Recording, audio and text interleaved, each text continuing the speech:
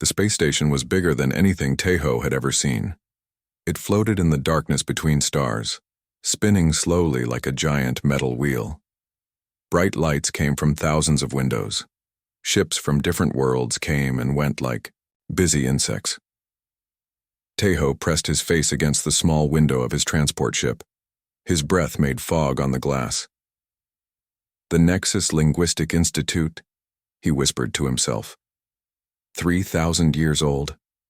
The most important language school in the galaxy. And somehow he was going there. The transport ship shook as it moved into the docking bay. Tejo grabbed his small bag. Everything he owned was inside it. His hands were sweating. He was the first human ever accepted to this school. That made him special.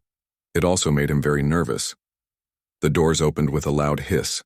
Air rushed in, smelling like metal and something he could not name. Tejo stepped onto the platform. Aliens walked everywhere around him. He had seen pictures, but real aliens were different. Much different. A tall being made of blue crystal walked toward him. It had no face that Tejo could see. Instead, lights blinked inside its crystal body. When it spoke, the voice came from somewhere inside. "You are the human," it said. The words sounded cold and sharp. "I am Dr. Vexithara. I teach advanced linguistic theory." Tejo bowed like his mother taught him. "Nice to meet you, Dr. Vexithara. I am Tejo Kim from Earth." The crystal being made a sound like breaking glass.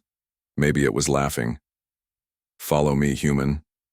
We have much to discuss." They walked through long hallways. The walls showed moving pictures of different worlds and alien cities. Students passed by. Some walked, some floated, some crawled on many legs. Tejo tried not to stare, but it was hard. Dr. Vexithara led him to a large room with a round table. 12 different beings sat around it. This was the Grand Council. Tejo recognized some species from his study books. The big one with 6 arms was a Bruthan. The one that looked like it was made of smoke was a Nebulan. The small one with bug eyes was probably Menthari. "Council members," Dr. Vexithara announced. "The human has arrived." A deep voice came from the 6-armed Bruthan. "I am Commander Thorak. We have just finished our most important study ever." He pushed a thick book across the table. 3,000 years of research. The results are clear. Tejo picked up the book. The title was very long. The Physiological and Neurological Limitations of Language Acquisition Across Species. He opened it and saw pages full of charts and big words. "What does it say?" Tejo asked. Commander Thorak stood up. All 6 of his arms moved as he talked. "No being in the galaxy can learn more than 2 alien languages. It is impossible. Our brains are too different. Our bodies are too different. Each species can only learn languages that match their natural abilities." An old wrinkled alien with purple skin nodded. "I am Elder Zumbala, from Torga Prime. I have studied languages for 600 years. The commander speaks truth. We Torgans can only learn languages that use our throat vibrations. The Sarathi, with their snake bodies, can only learn hissing languages. The Avalonian bird people can only learn singing languages." Dr. Vexithara's lights blinked faster. "This is scientific fact, human. Your species is new to galactic society. You do not understand how languages work here." Tejo felt small in the big room. All these important beings were looking at him. "But humans learn many languages on Earth," he said quietly. Commander Thorak laughed, a sound like rocks falling. "Earth languages are all the same type. They use the same basic sounds and ideas. Galactic languages are completely different from each other. Some use mathematics. Some use colors. Some use energy patterns.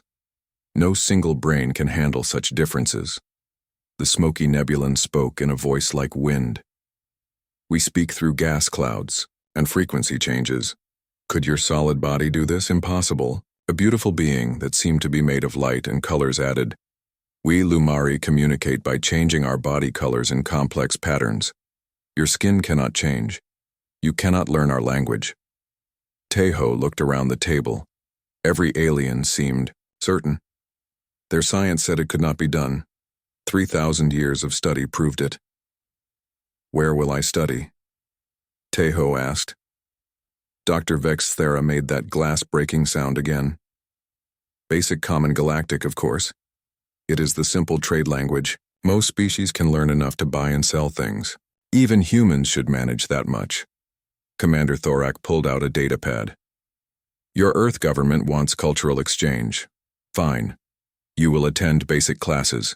You will learn simple words. In 1 year, you will return to Earth with a certificate. Everyone will be happy."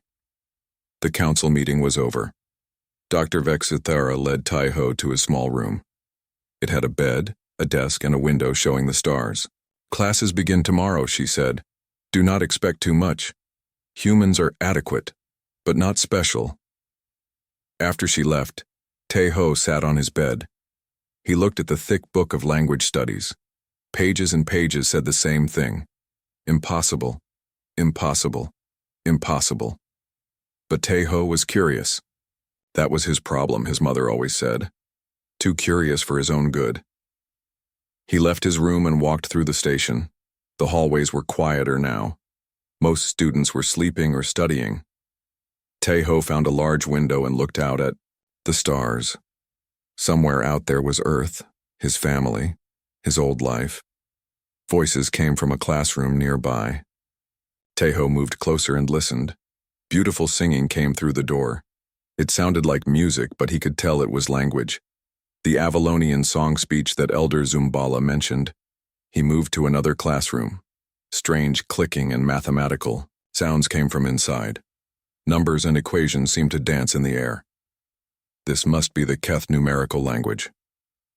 A third classroom glowed with changing colors. Through the glass window, Taiho saw student beings whose skin shifted from red to blue to yellow in complex patterns.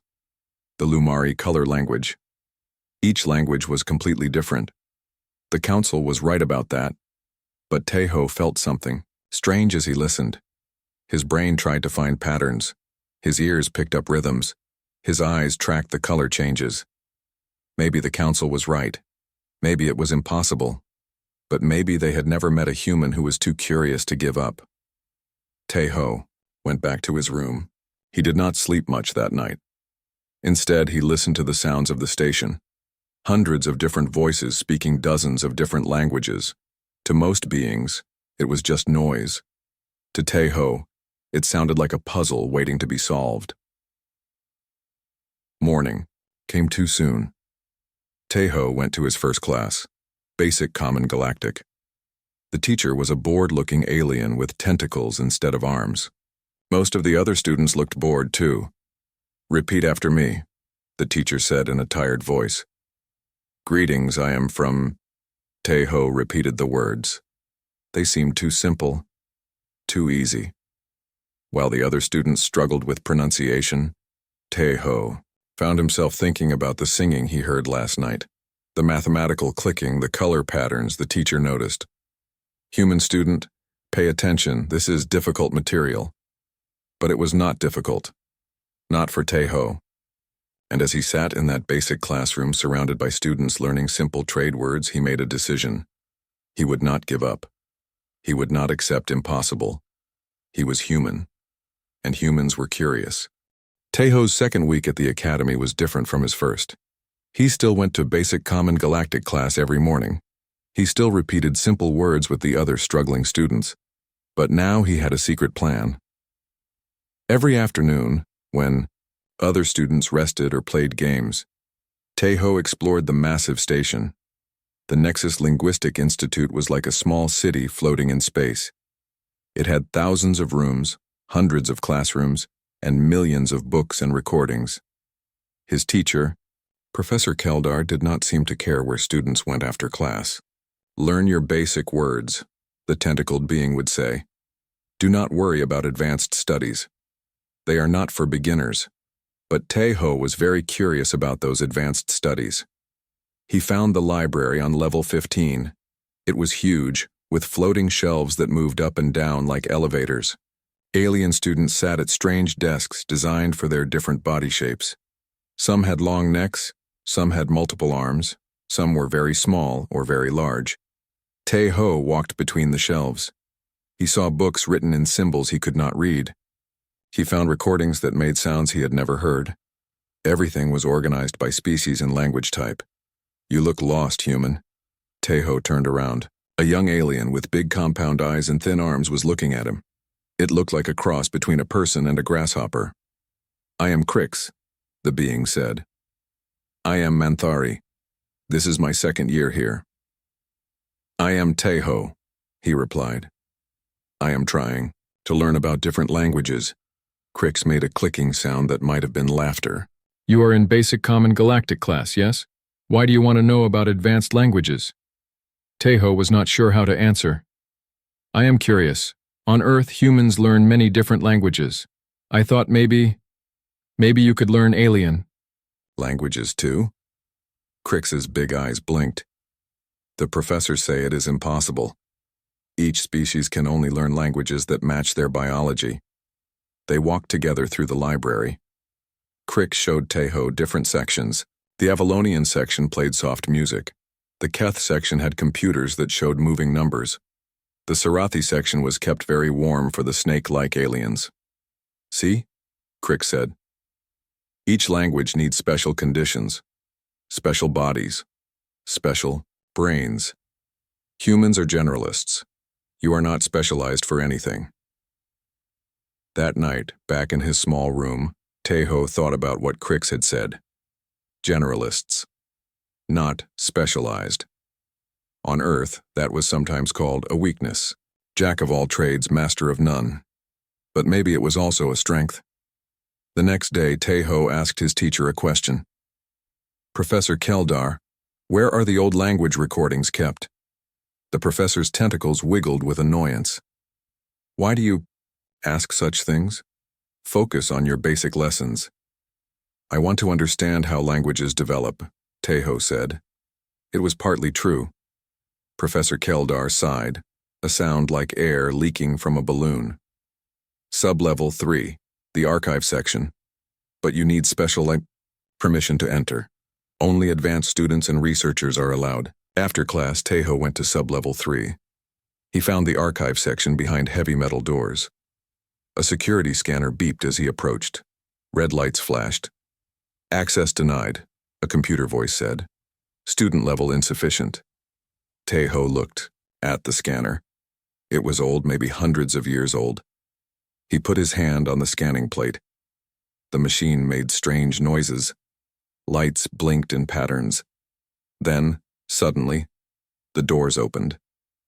"Welcome, researcher," the computer said. Tae-ho was confused but happy. Maybe the old scanner could not identify human biology properly. Maybe it thought he was someone else. He did not ask questions. He just went inside. The archive section was dark and quiet. Rows of storage devices held millions of recordings. Most were labeled with alien symbols. Tae-ho could not read them, but he could listen. He found a section marked with very old symbols. The dust was thick here. Nobody had visited for a long time. Tae-ho picked up a recording device and put on the listening headphones. Beautiful singing filled his ears. But this was not like the Avalonian music he had heard before. This was older, sadder, more complex. The label said, "Extinct Melodian Empire." Tae-ho listened for an hour. Slowly, he began to hear patterns in the singing. Some sounds repeated. Some melodies had mathematical relationships. His brain started to make connections. He tried another recording. This one was full of clicking and whistling sounds. The label said, "Extinct Kronari Republic." Again, after listening carefully, Tae-ho heard patterns, rules, structure. Days passed. Every afternoon, Tae-ho returned to the archive section. The old scanner always let him in. He listened to dozens of extinct languages, languages from civilizations that had died thousands of years ago. Something amazing started to happen. Tae-ho began to understand how these languages worked. Not the words, he could not translate them, but the patterns, the rules, the way sounds and meanings connected. More importantly, He started to see connections between different language families. The musical Melodian language had mathematical elements like the Keth numerical language. The clicking Chronari language had rhythm patterns similar to modern Sarathi hissing speech. "You have been spending much time in the library," Crix said one evening. They were eating dinner in the station's cafeteria. Teho was having earth food from a small package. Crix was eating something that looked like glowing plants. "I like learning," Teho said. "Learning what? You are in basic classes only." Teho was quiet for a moment. Then he decided to trust his new friend. "Crix, what if the professors are wrong? What if some beings can learn multiple alien languages?" Crix's compound eyes grew wider. "That is impossible. The science proves it." "But what if the science is incomplete?" Crix looked around the cafeteria. Many different species were eating together, but each group stayed separate. Avalonians sat with Avalonians. Keth sat with Keth. Sarathi sat together in their warm section. "Even if it were possible," Crix whispered, "it would be dangerous to say so. The Academy has rules. The Council has policies. If you challenge their science, what would happen? They would send you back to Earth. Maybe they would ban all humans from the Academy." That night, Teho could not sleep. He went to the large window in the common area and looked out at the stars. Somewhere in that darkness were the home worlds of dozens of species. Each world had developed its own language. Each language was supposedly impossible for outsiders to learn. But Teho had spent weeks listening to extinct languages. His human brain had found patterns that connected them. If dead languages could teach him about living ones, maybe the Academy's science was not complete. He made a decision. He would be more careful. He would not tell anyone about his discoveries, but he would not stop learning. The next day in Basic Common Galactic class, something embarrassing happened. Professor Keldar was teaching pronunciation of trade words. "Repeat Gal Nash Mordun K," the professor said. The other students struggled with the sounds.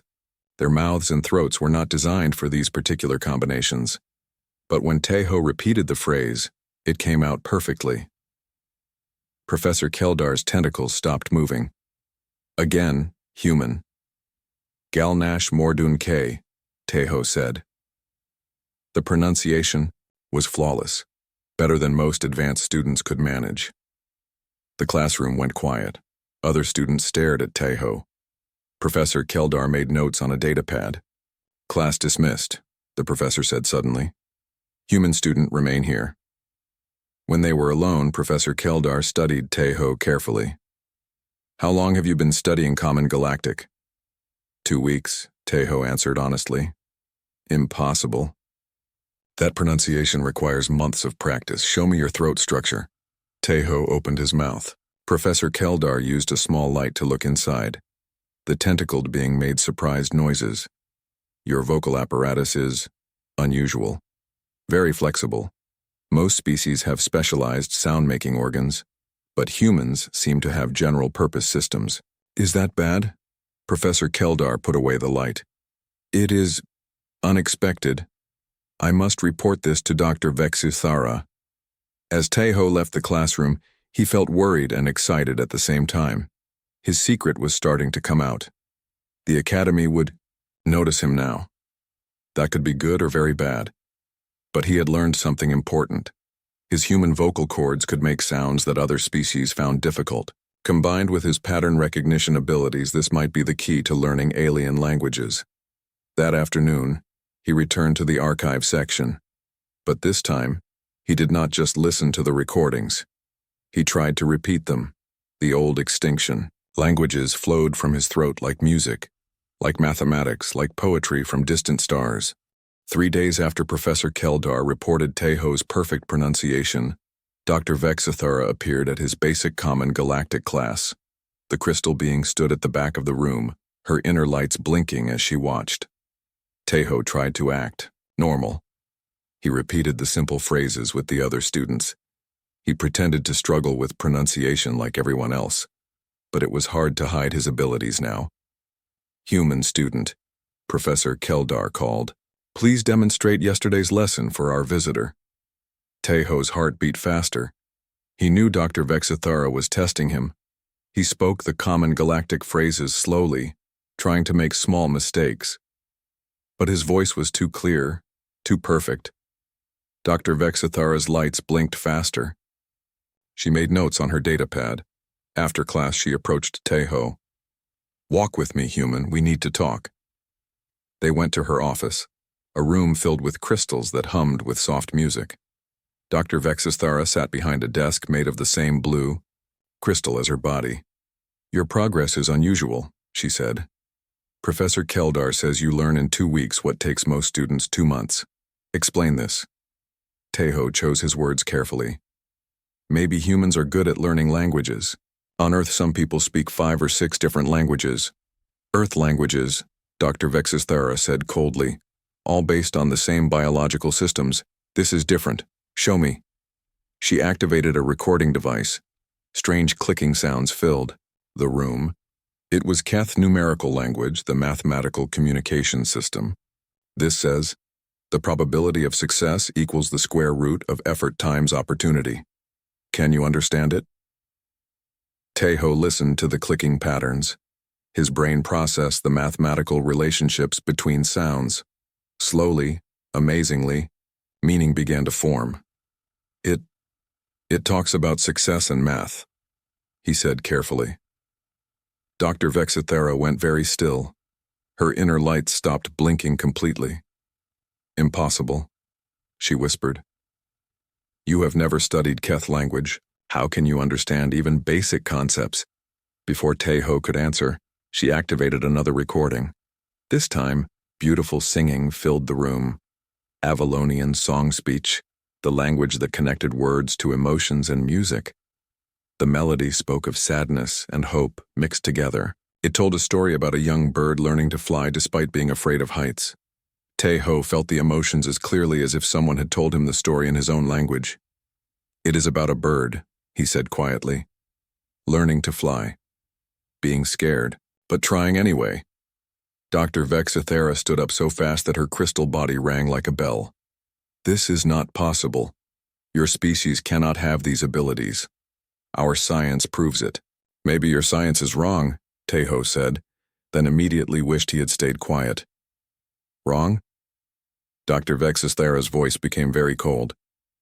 3,000 years of research, the greatest minds in the galaxy, and you, a basic student from a primitive world, think we are wrong? She pressed a button on her desk. "Medical section, I need Chief Medical Officer Yelandra immediately. We have a situation." 20 minutes later, Teho found himself in the medical section. Chief Medical Officer Yelandra was unlike any alien he had seen before. She looked like a giant octopus, but with 12 tentacles instead of 8. Her skin was pale green and covered with small blinking lights. "Lie down on the scanning table, human," she said in a voice like bubbling water. "We need to examine your brain structure."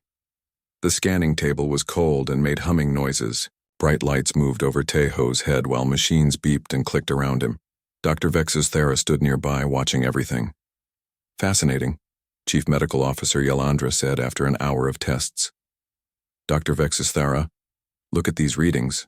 They studied the scan results together. Teho could see his own brain displayed on screens around the room. Different areas lit up in various colors. "What does it show?" Dr. Vexithara asked. "Something we have never seen before," Yelandra replied. "Most species have specialized language centers in their brains. Tight, focused areas that handle communication. But humans," she pointed at the screen, "humans have distributed language networks. Their entire brain participates in language processing." "What does that mean?" Teho asked. Yelandra turned to him with all 12 tentacles moving in complex patterns. "It means your brain can reshape itself for different types of communication. When you hear mathematical language, these areas activate." She pointed to one part of the screen. "When you hear emotional song language, these different areas light up." Dr. Vexithara studied the scans more closely. "But what about his vocal apparatus? Can his throat produce the sounds needed for multiple language types?" "That is even more interesting," Yelandra said. She used a small device to examine Taeho's throat and mouth. Most species evolved specialized communication organs. Avalonians have perfect pitch chambers. Keth have mathematical resonance cavities. Sarathi have flexible serpentine vocal cords. And humans? Humans kept general-purpose systems. Their vocal cords can adjust to many different sound types. Their tongue and throat muscles are remarkably flexible.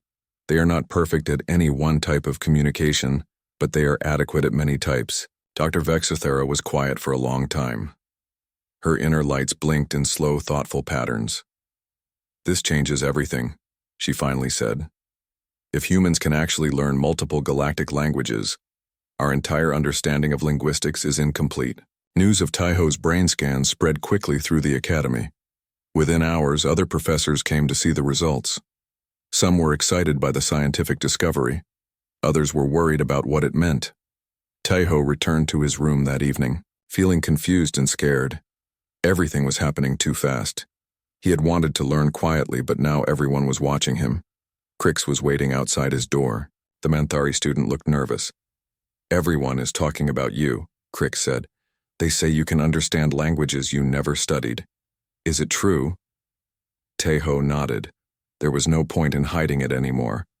"How many languages can you understand?" I'm not sure," Taeho said honestly. "Maybe 3 or 4, a little bit. I have been listening to old recordings in the archive section." Crix's compound eyes grew very wide. "The archive section? How did you get permission?" "The scanner let me, and I think it is broken." "Taeho," Crix said seriously, "you are in big trouble. The archive section contains forbidden knowledge, extinct languages that the council banned from study. If they find out—" Before Crix could finish, Dr. Vexthara appeared in the hallway. Behind her were Commander Thorak and 2 other council members that Taeho recognized. "Human student," Commander Thorak said in his deep, rumbling voice. "You will come with us now." They led Taeho to the council chamber. All 12 species representatives were present. The room felt cold and serious. Taeho sat in a chair in the center while the aliens formed a circle around him. "We have reviewed your medical scans," Elder Zumbala said. "Your brain shows unusual capabilities, but we must test them properly." Dr. Vexathera activated several recording devices at once. The room filled with multiple alien languages playing simultaneously. Avalonian singing mixed with Keth mathematical clicking, Sarathi hissing, blended with Lamari color pattern sounds. "Listen," Commander Thorak commanded. "Tell us what you hear." Taeho closed his eyes and concentrated. At first it was just noise, too many different sounds and patterns, but slowly his brain began to separate them. The mathematical logic of Keth emerged from the chaos. The emotional melody of Avalonian song became clear. The serpentine rhythm of Sarathi speech revealed itself. He opened his eyes and looked at the council members. The Keth voice is discussing weather patterns on their homeworld. The Avalonian is singing about missing her family. The Sarathi is reciting some kind of poem about hunting in the desert. The council chamber went completely silent. Commander Thorak stood up, all 6 arms trembling. "Impossible. Those recordings were made yesterday. Current events and personal messages that no outsider should understand." "Yet the human understood them," Elder Zumbala said quietly. "Our science says this cannot happen." "But it has happened." Dr. Vexathara's lights blinked rapidly. "We must inform the Galactic Linguistic Council immediately. This discovery will shake the foundations of everything we know about interspecies communication." Some council members looked excited. Others looked afraid. Taeho realized that his abilities were not just scientifically interesting. They were politically dangerous. If humans could learn alien languages, it would change the balance of power in the galaxy. Species that had kept their languages secret for protection would be vulnerable. The careful barriers between civilizations might break down. As the council members argued among themselves, Taeho sat quietly in his chair. He had wanted to learn. He had been curious about alien languages, but now he understood that curiosity could be dangerous. His simple desire to understand others had become something much bigger, something that might change the galaxy forever. Whether the change would be good or bad, Nobody knew yet. The next morning, everything at the academy was different. News of Taiho's abilities had spread beyond the station. Ships arrived from across the galaxy carrying important officials. The normally quiet hallways buzzed with activity. Taiho was not allowed to leave his room. 2 security guards stood outside his door. Through his small window, he could see more ships docking every hour. Some were elegant vessels from advanced civilizations. Others were massive military cruisers. "You are causing quite a stir, human," Dr. Vexisthera said when she visited him. Her crystal body seemed dimmer than usual. "The Galactic Linguistic Council is coming. They do not like surprises." "What will happen to me?" Taiho asked. "That depends on what they decide. Some council members think you are a miracle of evolution. Others think you are a threat to galactic stability." Crix came to see him later, bringing food from the cafeteria. The Manthari student looked worried. "Everyone is talking about you," Crix said quietly. "Some students think you are amazing. Others are scared. If humans can learn all languages, what makes their species special anymore?" Taiho had not thought about it that way. "I just wanted to learn. I did not mean to scare anyone." "Learning can be dangerous," Crix replied, "especially when it challenges what everyone believes is true." That afternoon, the Galactic Linguistics Council arrived. Taiho watched from his window as a massive ship docked at the main platform. It was unlike any vessel he had seen before, ancient-looking but beautiful, covered with symbols from dozens of different civilizations. An hour later, the guards escorted Taiho to the Grand Assembly Hall. The huge room was packed with beings from across the galaxy. Representatives from hundreds of species filled the floating seats that adjusted to different body types. At the center of the room stood a figure that made Taiho's breath catch. Grand Linguist Vorthak was older than anything Taiho had ever imagined. The being seemed to be made of starlight and shadow, constantly shifting between solid and ethereal forms. When it spoke, the voice echoed from everywhere at once. "We have come to examine the human anomaly," Vorthak announced. "For 3 millennia, the laws of linguistic limitation have guided galactic civilization. Each species maintains its unique communication methods. This ensures cultural preservation and prevents linguistic imperialism." Taiho was brought to a platform in the center of the room. Thousands of alien eyes watched him. He felt very small and very scared. "Human designated Taiho Kim," Vorthak continued. "You claim abilities that our science declares impossible. If true, these abilities threaten the established order of galactic society." Commander Thorak stepped forward. "Grand Linguist, perhaps we should simply return the human to Earth." "Problem solved," but Elder Zumbala shook his purple head. "The discovery is too important. We must understand how this is possible." Dr. Vexisthara's lights blinked rapidly. If humans can truly master multiple alien languages, it could revolutionize interspecies communication. Think of the scientific breakthroughs possible. Other voices joined the debate. Some species saw opportunity, others saw danger. The room filled with arguments in dozens of different languages. Vorthak raised one ethereal hand. Silence fell immediately. "There is only one way to resolve this matter," the Grand Linguist announced. "We propose a test, the ultimate linguistic challenge." The room went completely quiet. Even the translation devices stopped humming. The human will attempt to master 5 of the galaxy's most difficult languages within 1 standard week. If successful, we will acknowledge that established linguistic theory requires revision. If unsuccessful, Earth will be prohibited from further participation in galactic linguistic programs. Taiho felt his knees go weak. "What languages?" he asked in a small voice. Vorthak gestured, and 5 different beings stepped forward. Each represented one of the most challenging communication systems in the galaxy. "First," Vorthak announced, "Avalonian song speech, language that requires perfect emotional resonance and musical harmony." A beautiful bird-like being with golden feathers stepped forward. Her voice was like pure music when she spoke. "I am Instructor Quintel. Avalonian takes most species 5 years to learn basic concepts. You have one day. Second, Keth numerical language. Communication through pure mathematical relationships. A tall, thin alien covered with geometric patterns approached. Numbers seemed to dance around its body as it moved. I am calculator prime Zetham. Keth language requires understanding of quantum mathematics. Most beings never achieve fluency. Third, Sarathi sibilant script, the serpentine language of emotional undertones and physical transformation. A snake-like being slithered forward, its scales changing colors with each movement. When it spoke, the words seemed to physically change the air around it. I am coil speaker Silandra.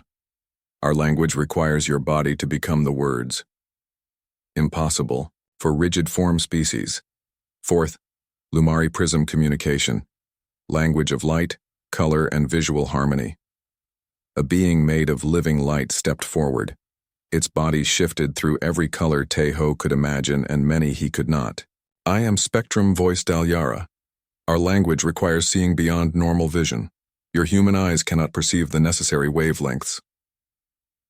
Finally, Vorthak said, and the room grew very cold. Ethereal quantum resonance, the language of energy, beings.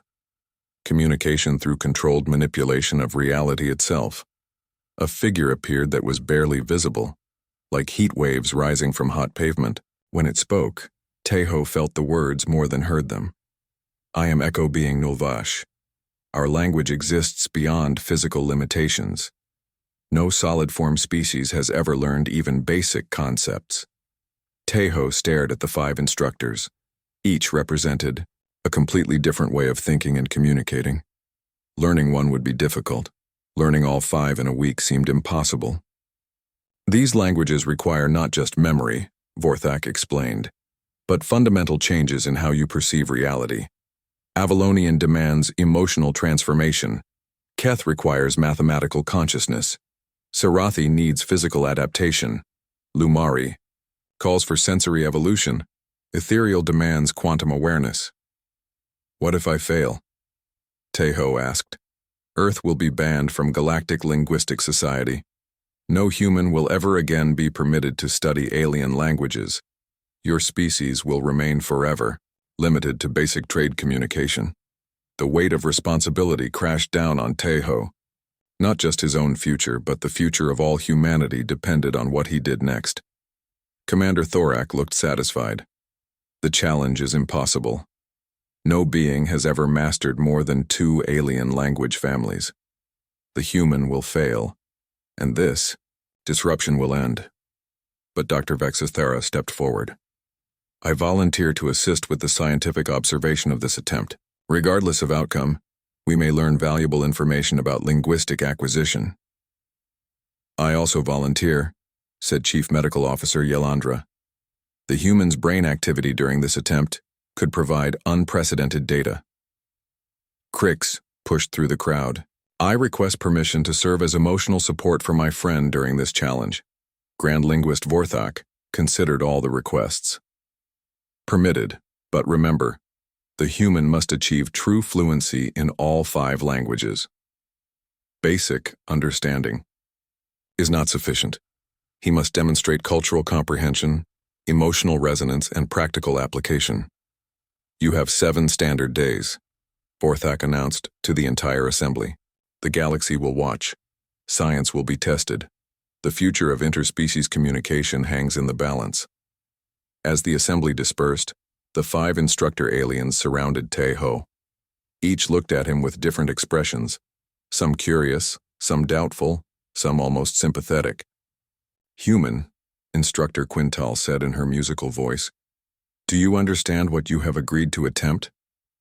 Teho looked around at all the alien faces watching him. He thought about Earth, so far away. He thought about his family, who believed he was just attending school. He thought about all the humans who might never get the chance to communicate with other species if he failed. I understand, he said quietly. When do we start? Echo. Being Nulvash's ethereal form flickered. We start now, human. Time is your enemy. Impossibility is your mountain, but perhaps curiosity is your strength. Coil speaker Silandra hissed softly. 7 days to achieve what takes most species 7 years. If you succeed, you will prove that everything we know about language is wrong. Calculator Prime Zetham's geometric patterns shifted rapidly. The probability of success approaches 0, but improbable events sometimes occur in chaotic systems. Spectrum voice. Dalyara's colors pulsed gently. The light of understanding can illuminate even the darkest impossibilities. Instructor Quintal sang a few notes that filled Taiho with hope and determination. Music teaches us that harmony can emerge from discord. Perhaps the same is true for language. Taiho took a deep breath. He was about to attempt something no being in galactic history had ever accomplished. The odds were impossible.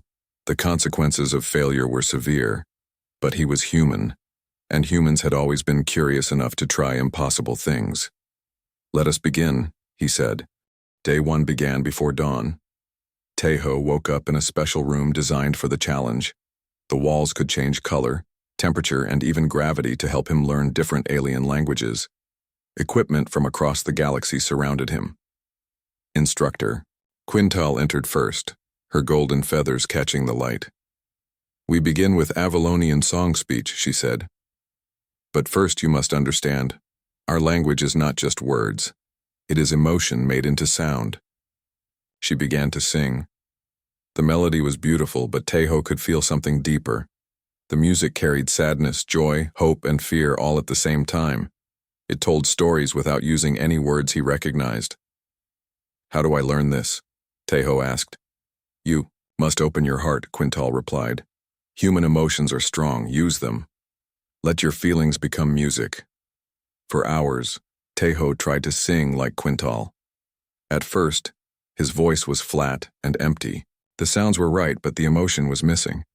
Quintal shook her head sadly. "Again," she said. "Think of something that makes you happy." Taiho thought of his mother's smile. He thought of playing with his dog as a child. Slowly, warmth entered his voice. The Avalonian words began to carry feeling. "Better," Quintal said, "but Avalonian requires perfect emotional truth. You cannot lie in our language. Every feeling must be real."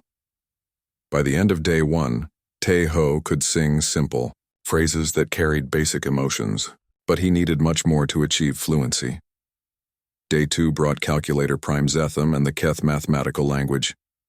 The geometric alien projected numbers into the air around them.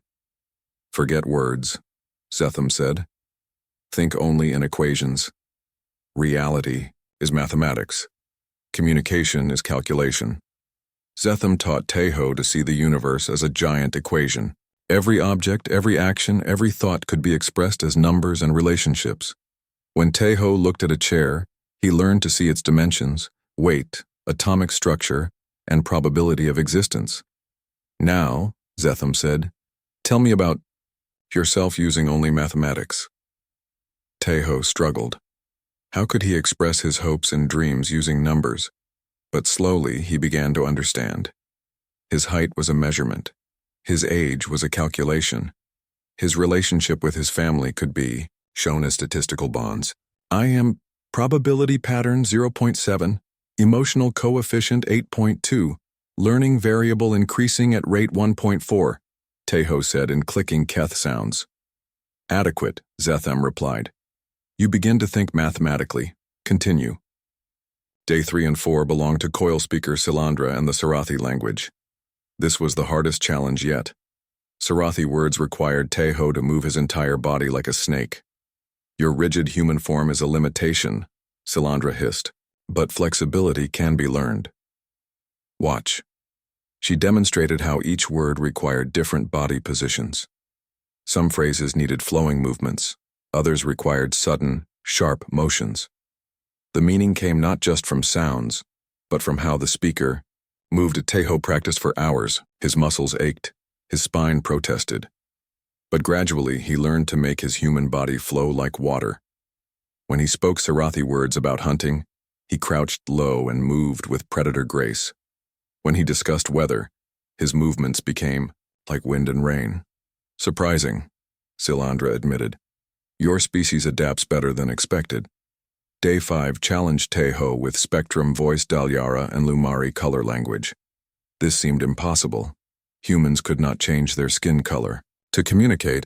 But you have tools, Dalyara explained. She gave Teho special clothing that could shift colors based on his brain patterns.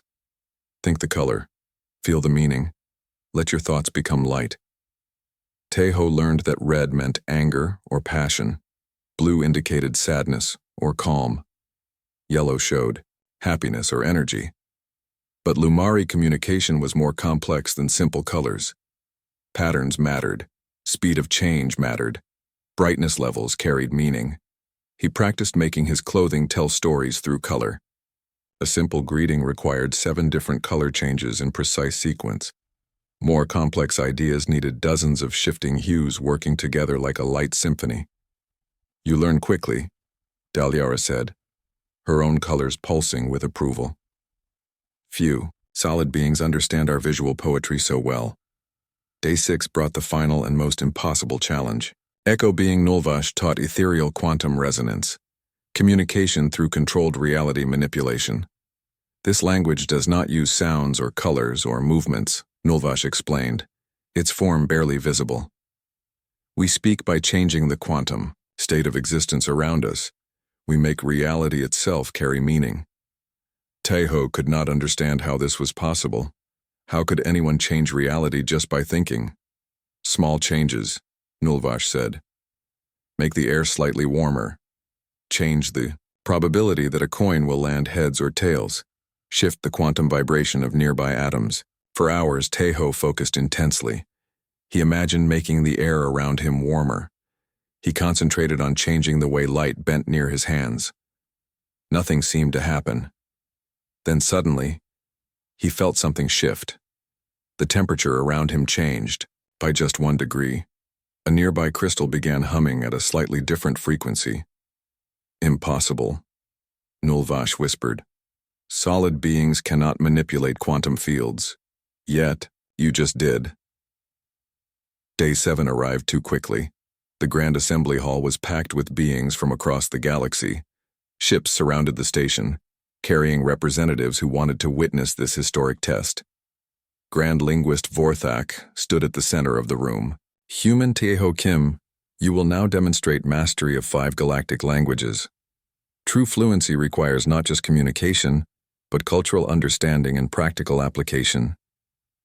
Teho walked to the center platform. His heart pounded, but he felt ready. The week had changed him. His mind worked differently now. He could think in mathematics, feel in music, move like liquid, see in colors, and touch the fabric of reality itself. Begin with Avalonian's song speech, Vorthak commanded. Teho opened his mouth and sang. But this was not just singing. It was pure emotion made into sound. He told the story of his week, his struggles, his discoveries. Every note carried perfect truth. The Avalonian representatives wept at the beauty of his song. Keth numerical language, Vorthak announced. Teho clicked and whistled in mathematical precision. He described the probability patterns of language learning, the statistical relationships between species, and the quantum equations that governed communication itself. The Keth representatives calculated rapidly and nodded with approval. Sarathi, sibilant script.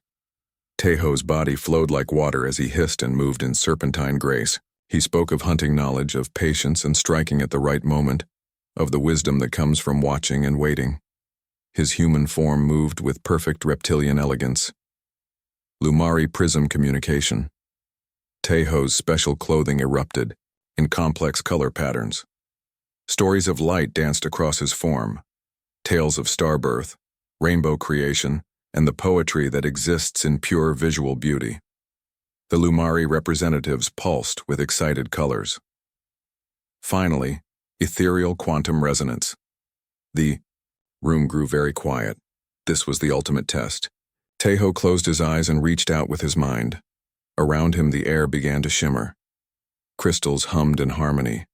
light bent in impossible ways. He was speaking through reality itself, making the universe carry his words. The message was simple but profound. Understanding connects all things. Language is the bridge between minds. Curiosity opens every door. The Grand Assembly Hall exploded in shocked voices. Representatives argued in dozens of languages. Some were amazed. Others were frightened. All were confused. Grand linguist Vorthak raised a hand for silence. The human has achieved what our science declared impossible. Taeho Kim has demonstrated true fluency in 5 galactic languages. Commander Thorak stood up, all 6 arms trembling. This changes everything. If humans can learn our languages, then we must revise our understanding, Elder Zumbala said quietly. Perhaps the barriers between species are not as fixed as we believed. Dr. Vexisthara's crystal body rang like a bell with excitement. This opens unlimited possibilities for interspecies cooperation and understanding. Vorthak studied Taeho carefully. Human, how do you explain your success where others have failed? Taeho thought for a moment. I think humans are not specialized for any one thing. We are generalists. That made us weak in some ways, but strong in others. We can adapt. We can change. We can learn from anyone willing to teach us. And what do you propose to do with these abilities? Teach others, Taeho said immediately. Share what I learned. Help species communicate better with each other. Build bridges instead of walls. The vote was close, but the Galactic Linguistic Council finally accepted the results. Earth would not be banned from galactic society. Instead, humans would be welcomed as natural translators and communication specialists. 6 months later, Taeho stood before his first class at the newly renamed Nexus Institute for Integrated Communication. Students from dozens of species sat before him. Avalonians next to Keth, Sarathi beside Lumari, even a few ethereal beings floating at the back. Today, Taeho announced in perfect common galactic, we begin learning that no language is impossible. Every species has something unique to teach. Every voice adds harmony to the galaxy's song. Crix, now his teaching assistant, clicked with amusement. Still too curious for your own good.